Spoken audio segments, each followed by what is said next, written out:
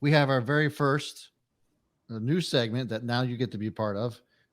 It's called "Finish This." That's what Ryan aptly named it, and it's basically a fill in the blank type of situation. We came up with like 5 questions, a fill in the blank, and we want you and Ryan, of course, myself. We'll give our fill in the blanks here. But so Rocco, I'll give you the first one. So J.K. Dobbins will finish as a top blank running back in fantasy football. I'm going to say 15, and that is nothing against JK's talent. It is more so with the Ravens offense and how many weapons they have. So I'm going to play it safe and say he'll finish as a top 15 running back. I don't want to say top 10 because I think they're going to throw the ball a lot, spread it out a lot, and there are so many weapons on the offensive side of the ball and only one football. So top 15. I think that's a solid ranking. I think a lot of people are really curious. I mean, a lot of people, we're looking at the list right now.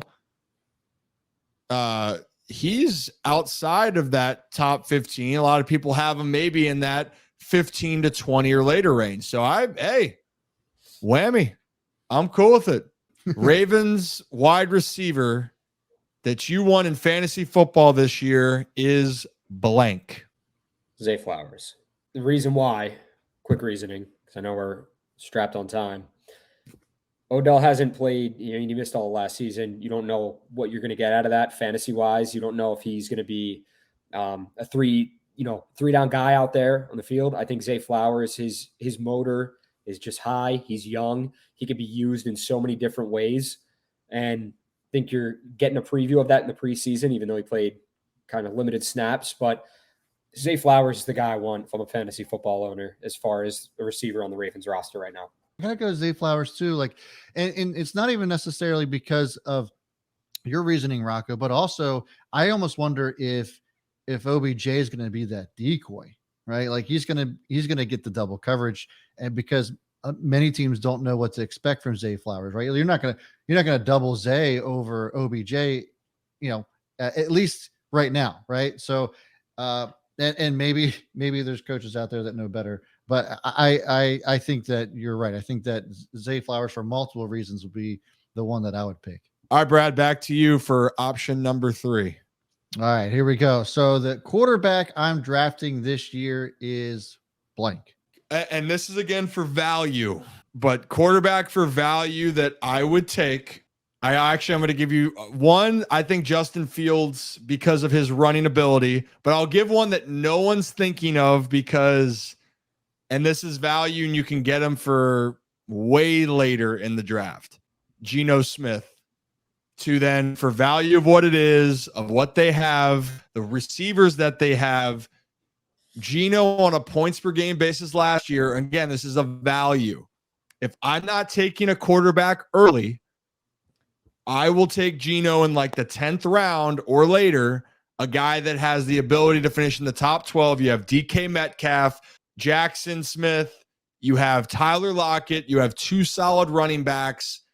Give me Geno Smith out there. I'm thinking of value too, and not like the big name guys. Guy for me, because of the weapons he has, if he can stay healthy, is the big thing.